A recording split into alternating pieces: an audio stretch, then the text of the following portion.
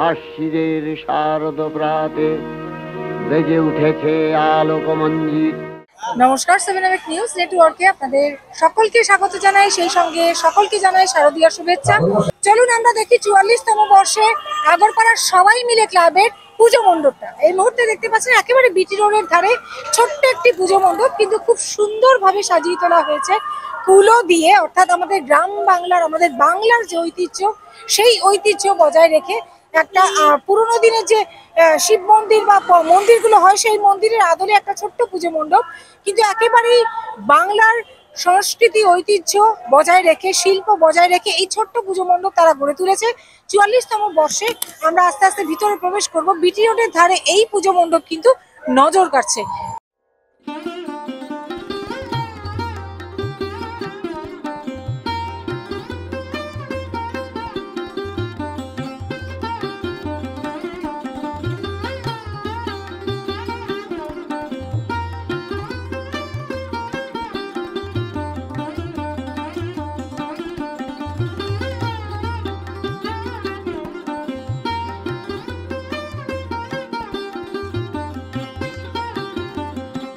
উদ্বোধনী অনুষ্ঠানের পর এবার আমরা আপনাদের মাতৃমূর্তিটা দেখাচ্ছি। অসাধারণ একেবারে মাতৃমূর্তি। এইটা মায়ের লাল পেরে শাড়ি, শুধু মা নয়, মায়ের যে ছেলেমেয়েরা রয়েছে সবাই কিন্তু লাল পেরে শাড়ি পরানো হয়েছে, এবং মায়ের যে পেছনের চালাটা রয়েছে সেটা কিন্তু সম্পূর্ণ কুলো, একেবারে কুলোর আকৃতির। অর্থাৎ আমি যেমনটা বললাম, গ্রাম বাংলার হারিয়ে যাওয়া শিল্প, হারিয়ে যাওয়া যে সংস্কৃতি, সেগুলোই তুলে ধরছে। মায়ের এক রূপটাই একেবারে রুদ্রাণী রূপ।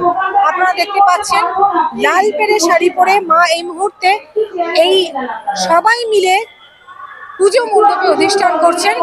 মায়ের খুব সুন্দর রূপ, এবং শুধু মাই নয়, মা দুর্গাই নয়, মায়ের সাথে যে লক্ষ্মী, সরস্বতী, কার্তিক, গণেশ রয়েছে, সবাইকে লাল পেরে শাড়ি পরানো হয়েছে, এবং তাদেরও কিন্তু রুদ্রাক্ষের মালা পরিহিত।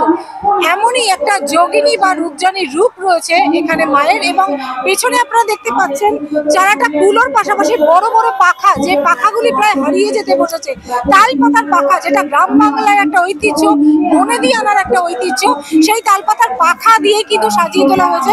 পাশাপাশি গোটা পুজো মণ্ডপের অন্তঃসজ্জাটা আপনারা দেখতে পাচ্ছেন পুরোটাই কুলো দিয়ে সাজিয়ে তোলা হয়েছে, এবং কুলোর ভেতরে যে সুন্দর আলপনা, যেটা কিন্তু আমাদের বাংলার ঐতিহ্য। কোথাও কোনো কুলোর ভেতর ঘট আঁকা হয়েছে, কোনো কুলোর ভিতর পদ্ম, শঙ্খ, এগুলো কিন্তু আমাদের বাংলার একটা ঐতিহ্য শিল্প, যেগুলো হারিয়ে যেতে বসেছে। সাথে রয়েছে ছোট্ট ঝাড়বাতি। এই পুজো মণ্ডপ কিন্তু ছোট্টর ওপর অত্যন্ত সুন্দরভাবে ফুটিয়ে তোলা হয়েছে। একেবারে সাবেকি আনার ছোঁয়া গোটা পুজো মণ্ডপ সহ মাতৃমূর্তিতে। তোমরা একটু বলো, পছন্দ হয়েছে শাড়িগুলো? জোরে ওদেরকে আশীর্বাদ করবে, আমাদের আশীর্বাদ করো, আমরা যেন এইভাবে আরো তোমাদেরকে আনন্দিত করতে পারি, খুশিতে রাখতে পারি। পুজোতে তোমরা শাড়িগুলো পরো, পুজো খুব ভালো করে কাটিও, সকলে সুস্থ থেকো, ভালো থেকো। 1 নম্বর মহাজ্যোতিনগর তেঁতুলতলা মোড়, আমরা সবাই মিলে উদ্যোগে মা দুর্গার আরাধনা। যারা বাঙালিকে লাঞ্ছনা করছে, অবজ্ঞা করছে, হেনস্থা করছে, তাদের বিরুদ্ধে বাঙালিরা যুদ্ধ ঘোষণা করেছে। এই যুদ্ধের আগে মায়ের পুজোতে মায়ের আশীর্বাদ নিয়ে, কারণ আমাদের জীবনটাই দুর্গাপূজা নির্ভর। ব্যস্ততম মোড় আগরপাড়া শহরের এই তেঁতুলতলা মোড়, তার মোড়ে, সেই মোড়ে আপনারা কি সুন্দর আয়োজন করেছেন। একবার আয়োজক ক্লাব কর্তাদের, প্রেসিডেন্ট, সেক্রেটারি সকলকে অনেক শুভেচ্ছা। এবং শুধুমাত্র তেঁতুলতলা মোড় পাড়া হিসাবে নয়, তেঁতুলতলা মোড় এখানে রুটি রোজগারের জন্য কত লোক জড়িত, কত টোটো, কত অটো, বাস দাঁড়াচ্ছে, দোকানও পরপর বাড়ছে। সকলে তাদের পাড়া না হলেও তাদের এটা দ্বিতীয় গৃহ, কর্মস্থল। তারাও এই পুজোয় মেতে উঠছে, দেখে আনন্দ লাগে। আপনাদের অনেক শুভেচ্ছা রইল। আগামী বছরগুলো আরও সুন্দর সুন্দর পুজো নিয়ে, মানুষের পাশে থাকার অঙ্গীকার নিয়ে আপনারা থাকুন, আমরাও আপনাদের সাথে থাকবো।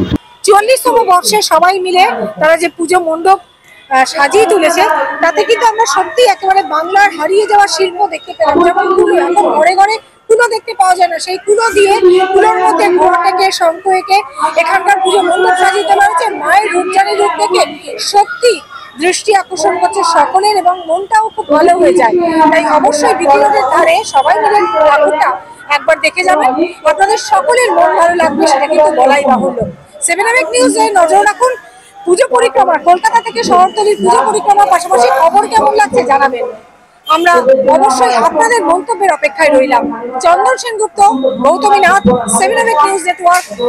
জয় হিন্দ।